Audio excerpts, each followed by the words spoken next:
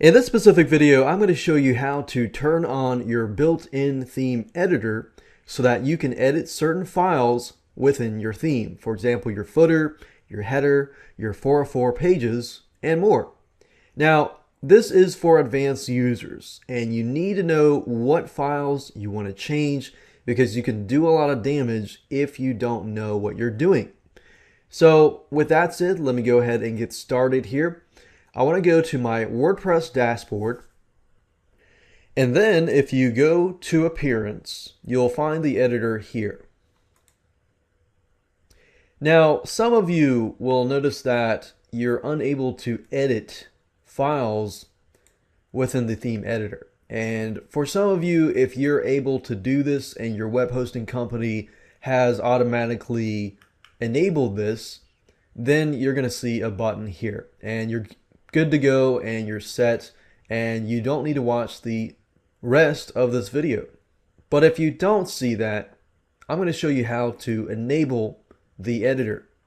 Now you can do it where you can enable certain files. So for example, if you know you're going to do a lot of editing with the footer or certain files, you can do that. And that's probably the best bet to go with, because that way you can simply secure all your other files and only edit certain files. Now to do this, you will need to have access to an FTP program. In this example, we're going to be using FileZilla. And if you don't have FileZilla, simply Google FileZilla, download and install the program, because we're going to be using it now. So right now you want to find your WordPress files or location, and in this case, as you can see, it is in my root directory. And you need to locate where your theme files are located. So in this case, WP-content, it's going to be under themes. And in this example, I'm using the 2012 theme. Now, if you double click into that folder, you will notice that most of these files in the theme editor are located in the root directory, as you can see here. And what you can do is simply highlight all of these files here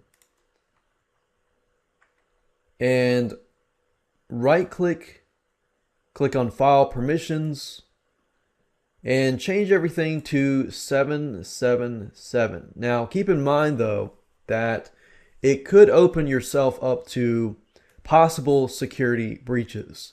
And that's why I say, if you're gonna do this, make sure that you know, okay, which files do you want to edit? And what I personally would do is simply highlight these, change the file permissions, do my editing, and then when I'm done with my editing, go back here and change it back to 755. So if I click file permissions and change it to 777 and click on OK, and I go back to my WordPress theme editor, refresh the page here, now you'll notice that I can actually edit these files and click on update file and it'll actually save it. So if, for example, I want to edit my header, I can simply go in here, make the changes, and click on update file. Now make sure that once you're done to highlight these, click file permissions and change it back to 755. Otherwise, you're going to open yourself up to a possible security breach and somebody can come in and basically hack your site. So you want to make sure that you protect yourself at all costs. And if I go back here and I refresh the page, you can see that these files are no longer editable. And that's it. Now you can begin to edit certain files within your theme.